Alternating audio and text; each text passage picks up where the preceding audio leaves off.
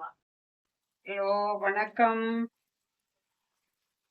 இன்னைக்கு காலையில 5 o'clock எழுந்திருச்சு, குளிச்சுட்டு கோவிலுக்கு போயிட்டு, தண்டுமாரியம்மன் கோவில் கோயம்புத்தூர் நல்ல தரிசனம், அபிஷேகம் எல்லாம் பார்த்துட்டு, எங்களுக்கு சின்னதா ஒரு வேண்டுதல் இருந்தது. அதை முடிச்சுட்டு வீட்டுக்கு வந்து, அப்புறம் இன்னைக்கு சண்டே ஸ்பெஷல் என்ன பண்ணலாம்னு பார்த்தோம்.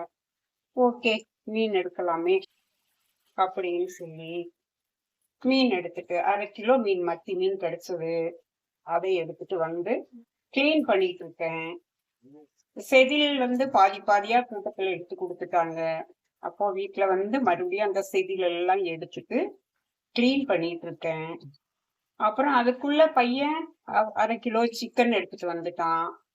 அதைய ஃப்ரை பண்ணிருங்கம்மா அப்படின்னு சொல்லிட்டு மீன் குழம்பு வச்சுட்டு ஒயிட் ரைஸ் பண்ணிட்டு சிக்கன் ஃப்ரை பண்ணலாம். பார்க்கலாமா மக்களே? மீன் கழுவியாச்சு, சுத்தமாக கழுவியாச்சு. அதில் இனி மிளகாத்தூள் கொஞ்சம், ஒரு 1.5 ஸ்பூன் மிளகாத்தூள், ஒரு 1.5 ஸ்பூன் மல்லித்தூள், ஒரு கொஞ்சம் ஓரளவுக்கு மஞ்சத்தூள் போட்டு, உப்பு போட்டு, தேவையான அளவு உப்பு போட்டு நம்ம ஃபஸ்ட்டு மீனை நல்லா கலக்கி வச்சுக்கலாம். அப்போது நமக்கு அந்த மீன் குழம்பு செய்கிறப்போ அந்த மீனுக்கு நல்லா கலர் பிடிச்சிருக்கும், உப்பு பிடிச்சிருக்கும், காரம் பிடிச்சிருக்கும். அப்போ நம்ம குழம்புல போடும்போது குழம்பு அவ்வளோ டேஸ்ட்டாக இருக்கும். மீன் நல்லா வெந்து அந்த உப்பு காரம் எல்லாமே நல்லா இருக்கும். அவ்வளோ நல்லா இருக்கும் இந்த மத்தி மீன் குழம்பு. சரிங்களா? அப்புறம் அடுத்து மசாலா ரெடி பண்ணணும். மசாலாவுக்கு வரமல்லி, மிளகா, காரத்துக்கு ஏற்ற மாதிரி மிளகா, ஒரு 5 மிளகா வரமிளகா போட்டுட்டு இன்னும் கொஞ்சம் 1/2 கப்பு தண்ணி ஊற்றலாம். ஊற்றிட்டு நல்லா பச்சை வாசம் போகிற வரைக்கும் ஓப்பனாகவே இருக்கட்டும். இந்த தக்காளி பச்சை வாசம் போகணும், புளி பச்சை வாசம் போகணும். அதனால ஓப்பன் பண்ணி வைக்கலாம். ஓப்பன் பண்ணி வச்சுட்டு ஒரு கொதி வந்ததுமே, 2 கொதி வந்ததும் மூடி வச்சுட்டு அந்த வாசம், பச்சை வாசம் போகும், அந்த வெந்தய வாசம் வெளியே வரும். நமக்கு அந்த குழம்பு வாசம் வெளியே வரும்போது நம்ம மீன் போட்டுடலாம். மீன் போடும்போது அந்த கலர்ஃபுல்லாகவும் இருக்கும். அந்த மீன் நல்ல ஒரு 10 நிமிஷம் வேகும்போது அந்த மீனோட டேஸ்ட்டும் அந்த குழம்போட டேஸ்ட்டும் நமக்கு வெளியே வரும். அப்போ நம்ம ஃப்ளேம் ஆஃப் பண்ணிவிட்டு மீன் குழம்பு ரெடி ஆயிடுச்சு.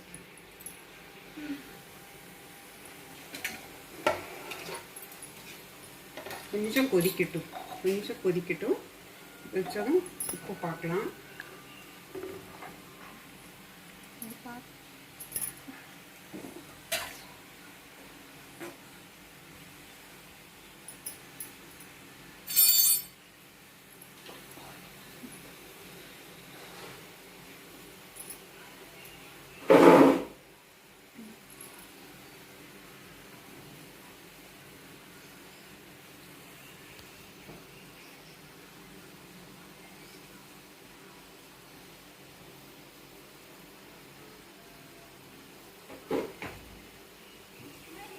அதுக்குள்ளே நம்ம இது கொதிக்கிறதுக்குள்ளே நம்ம சிக்கனுக்கு தேவையான பெரிய வெங்காயம், இஞ்சி, பூண்டு இதெல்லாமே எடுத்து வச்சிடலாம். எடுத்து வச்சு எல்லாத்தையும் கட் பண்ணி ரெடி பண்ணி வச்சுட்டு சிக்கனுக்கு ரெடி பண்ணிடலாம். சிக்கன் ஃப்ரைக்கு பெப்பர் சிக்கன் பண்ணலாம் அப்படின்னு ஒரு ஐடியா. பெப்பர் சிக்கன் பண்ணிடலாம்.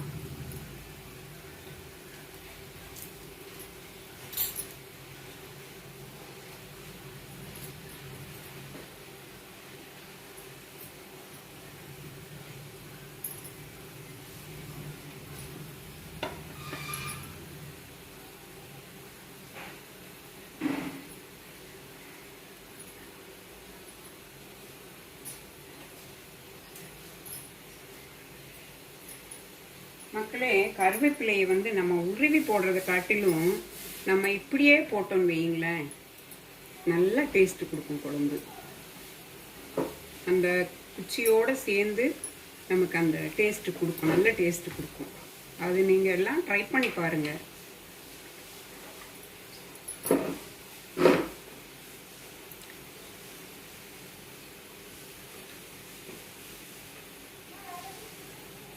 கொதிக்குது பார்த்தீங்களா? கொதிக்குது. இன்னும் கொஞ்சம் கொதிக்கட்டும். இன்னொரு 2 மினிட்ஸ் கொதிக்கட்டும். கொதிச்சதும் நம்ம அதில் மீன் போட்டுடலாம். நல்லா கொதிச்சு வரட்டும். கொதிச்சு அந்த வெந்தய வாசம் வரும் வரைக்கும் கொதிக்க விட்டுறணும். அப்போ அந்த தக்காளி வாசம், பச்சை வாசம், அந்த புளி பச்சை வாசம், எல்லா வாசம் போயிடும். போன பின்னால் மீன் போட்டு ஒரு 5 மினிட்ஸ் ஃப்ளேம் ஆஃப் பண்ணிடலாம். அப்போ தான் அந்த மீன் குழம்புக்கு உண்டான டேஸ்ட் வரும். இல்லைன்னா அந்த தக்காளி வாசம் மீனில் வரும், அந்த புளி வாசம், பச்சை வாசம் அப்படியே இருந்துகிட்டே இருக்கும்.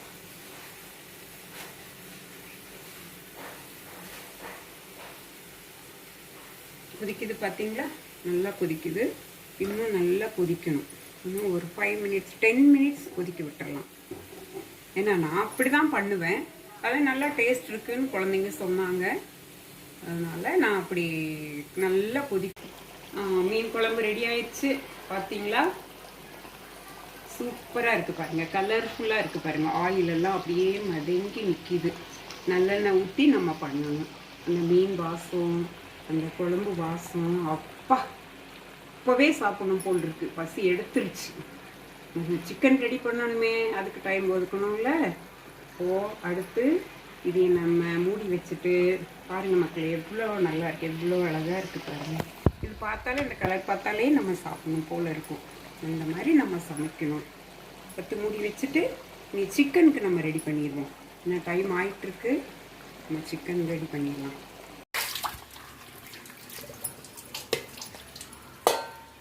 வடிஞ்சதும் நம்ம இப்போ என்ன பண்ணலான்னா, அதுக்குள்ளே 1/2 கிலோ சிக்கனுக்கு பெப்பர் சிக்கன் பண்ண போகிறோம். அது உப்பு போட்டு இஞ்சி பூண்டு பேஸ்ட்டு போட்டு வெந்துட்டு இருக்குது. அந்த பச்சை வாசம் போகிற வரைக்கும் வேக வச்சிடறோம். அப்புறம் கொஞ்சம் ஒரு 1.5 ஸ்பூன் அளவுக்கு சீரகம் எடுத்துக்கோங்க. சீரகம் எடுத்துட்டு அப்புறம் ஒரு அதே 1.5 ஸ்பூனுக்கு மிளகு போட்டுக்கோங்க. மிளகு போட்டு நல்லா நல்லா அரைச்சிக்கணும், நல்லா தட்டிக்கணும். நல்லா பொடியாக தட்டிட்டு அப்புறம்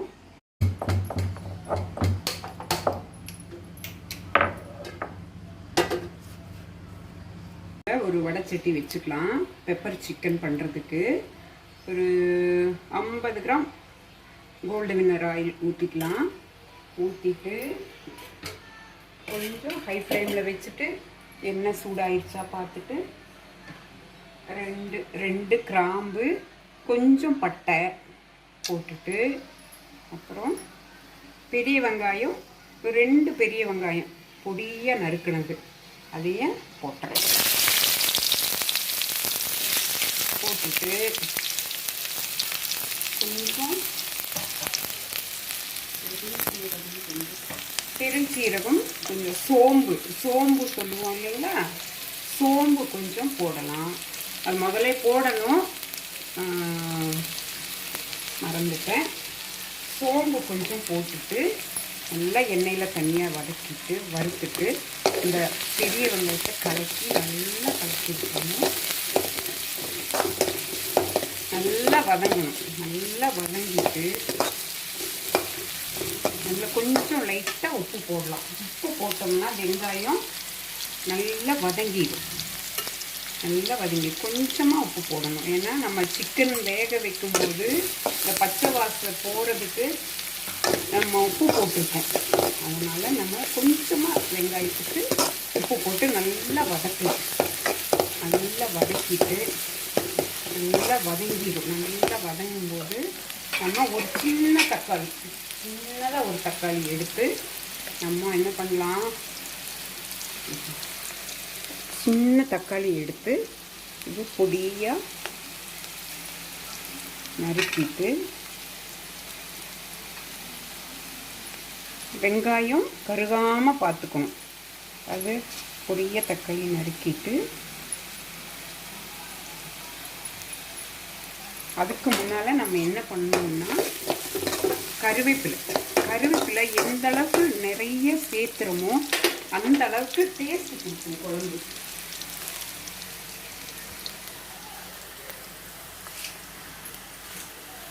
மணமாகவும் இருக்கும், டேஸ்ட்டும் கொடுக்கும். கருவேப்பிலை கழுவி வச்சுருக்கு நிறைய போட்டுருங்க. கலர்ஃபுல்லாகவும் இருக்கும், டேஸ்டாகவும் இருக்கும், மணமாகவும் இருக்கும். இது போட்டுட்டு தக்காளி போட்டுருங்க. தக்காளியை போட்டுட்டு ஹை ஃப்ளேமில் வச்சு நல்லா தக்காளியை வதக்கணும். நல்லா தக்காளியை வதக்கிட்டு நல்லா வதங்கணும். அது கூட கொஞ்சமாக, ஏன்னா நம்ம பெப்பர் சிக்கன் தான் பண்ண போகிறோம், அதனால் கொஞ்சம் மிளகாத்தூள், கொஞ்சமாக ஒரு 1/2 ஸ்பூன் மிளகாத்தூள்,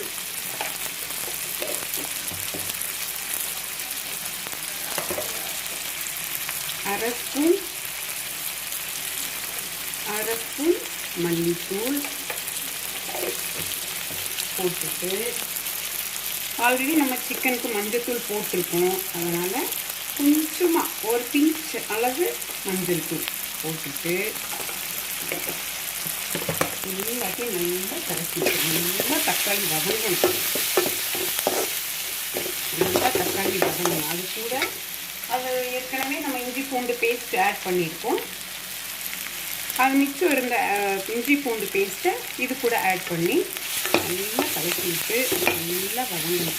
எல்லாமே நல்லா வதங்கணும், கறியை விடாமல் வதங்கணும், நல்லா வதக்கணும்.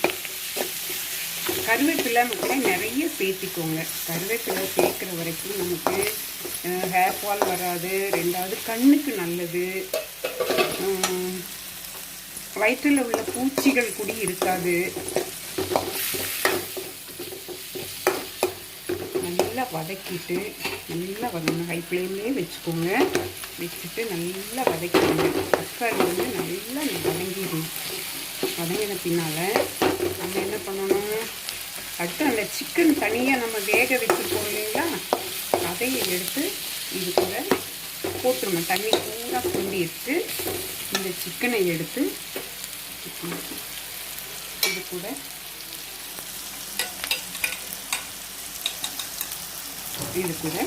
போட்டுருணும். பச்சை வாசம் பூரா போயிடுச்சு. பச்சை வாசமே இல்லை, சிக்கனுக்கு பச்சை வாசமே இல்லை. நல்லா அந்த இஞ்சி பூண்டு பேஸ்ட் வாசம் மட்டும்தான் வருது. அப்போது அது சாப்பிடும்போது குழந்தைங்களுக்கு பெரியவங்களுக்கும் அந்த வாசம், பச்சை வாசம் இருந்தால் பிடிக்காது இல்லையா, அதனால் நல்லா ஃபஸ்ட்டே வேக வச்சுக்கணும். நல்லா போட்டு நல்லா வதக்கி விடணும். சிக்கன் வெந்துருச்சு, அதனால் நம்ம என்ன பண்ணணும்னா உடையாமல் வதக்கணும்.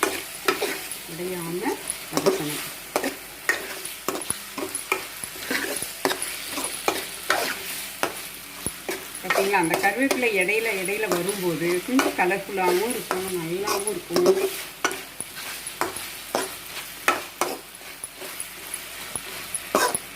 என்ன பண்ணலாம் இனி, இது கூட இந்த பெப்பர் சிக்கனுக்கு நம்ம அரைச்சி வச்சுருக்கோம் இல்லைங்களா, என்னது குருமிளகு, சீரகம், நம்ம அந்த 1.5 ஸ்பூன் சொல்லியிருந்தீங்களா, அதையை போட்டுட்டு நல்லா வதக்கி விடணும். நல்லா பெரட்டி விடணும். நல்லா பெரட்டி விட்டால் பாருங்கள், அந்த தக்காளி ரெட்டிஷாக இருக்குது, இந்த பச்சை கருவேப்பிலை, அப்புறம் இந்த ஆனியன் பேஸ்ட்டு, இது எல்லாமே அவ்வளோ நல்லா இருக்குது, அவ்வளோ மணமாக இருக்குது. அந்த பெப்பர் இது போடும்போதே நமக்கு அந்த சிக்கன் அவ்வளோ ஒரு மணமாக இருக்குது. அது பார்க்கும்போதே நல்லா இருக்குது. போட்டுட்டு நல்லா கலக்கி விட்டுட்டே இருக்கணும். ஃப்ளேம் கொஞ்சம் கம்மியாக வச்சுக்கோங்க. கம்மியாக வச்சுட்டு உப்பு கொஞ்சம் சேர்த்திக்கலாம். ஆல்ரெடி போட்டிருக்குறோம், இன்னும் கொஞ்சம் உப்பு பத்தாது, கொஞ்சம் போட்டுக்கலாம். நான் ஆனியனுக்கும் போட்டிருக்கோம், சிக்கன் வேக வைக்கும் போதும் போட்டிருக்கோம். கொஞ்சம் போட்டு நல்லா பரட்டி விட்டுட்டு அந்த இஞ்சி பூண்டு பேஸ்ட் வாசம், அந்த பெப்பர் போட்ட வாசம், இந்த கருவேப்பிலை வாசம், அதெல்லாம் பார்த்தா அவ்வளோ நல்லா இருக்குது. அவ்வளோ மணமாக இருக்குது. அவ்வளோ மணமாக இருக்குது. அது சண்டே ஸ்பெஷலுங்கிறதுனால நமக்கு அவ்வளோ நல்லா வந்திருக்கு. நல்லா வந்திருக்கு. அப்புறம் நம்ம என்ன பண்ணுறோம்னா அதில் ஒரு 2 பச்சை மிளகாய் போடலாம். அது வந்து எதுக்குன்னா கொஞ்சம் ஒரு டிஃப்ரெண்ட்டாக டேஸ்ட் பார்க்கலாமே அப்படின்னு சொல்லிட்டு ஒரு பச்சை மிளகாவை எடுத்து 2ஆக கீறி, அந்த கீறினதில் ஒன்று எடுத்து அதில் பாதி கட் பண்ணி போட்டுட்டோம். இதுக்கு மேலே என்ன பண்ணுறோம்னா கொஞ்சம் பெப்பர் பொடியும் கொஞ்சம்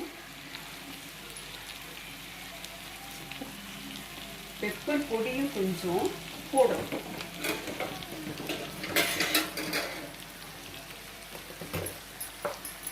பெப்பர் பொடி ஒரு 1/2 ஸ்பூன் போட்டால் போதும். ஆல்ரெடி நம்ம பெப்பர் தட்டி போட்டிருக்கோம். ஒரு 1/2 ஸ்பூன் இப்படி தூவி விட்டுறலாம். சும்மா அப்படி தூவி விட்டுட்டு கலக்க வேண்டாம். அப்படியே இருக்கட்டும்.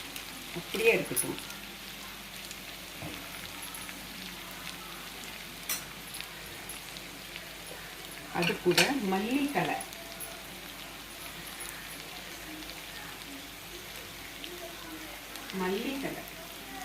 ஒரு கைப்பிடி எடுத்துக்கோங்க. மல்லித்தலை ஒரு கைப்பிடி எடுத்து நல்லா க்ளீன் பண்ணி வச்சுக்கோங்க. க்ளீன் பண்ணி வச்சுட்டு அதை என்ன பண்ணலாம்னா இந்த காம்போட சேர்த்து போடணும். இந்த காம்போட சேர்த்து நம்ம கத்திரிக்கோங்க.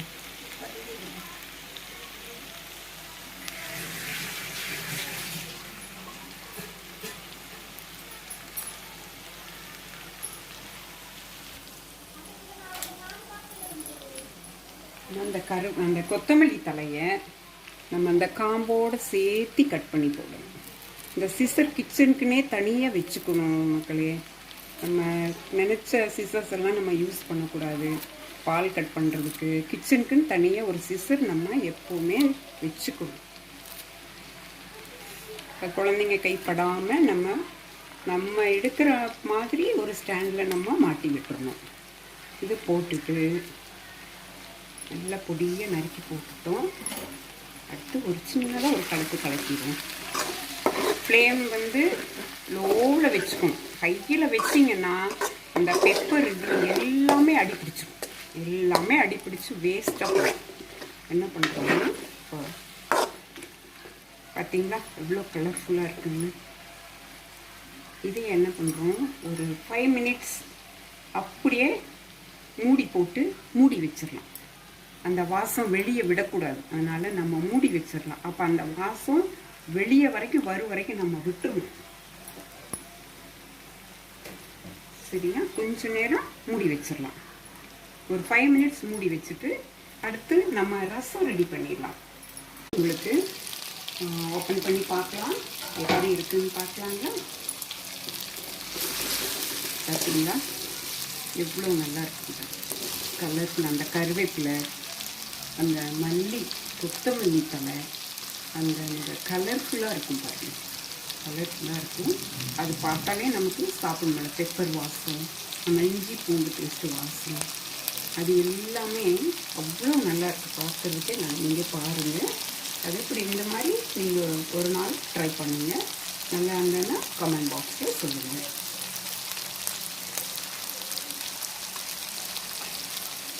ஆஃப் பண்ணிடலாம்.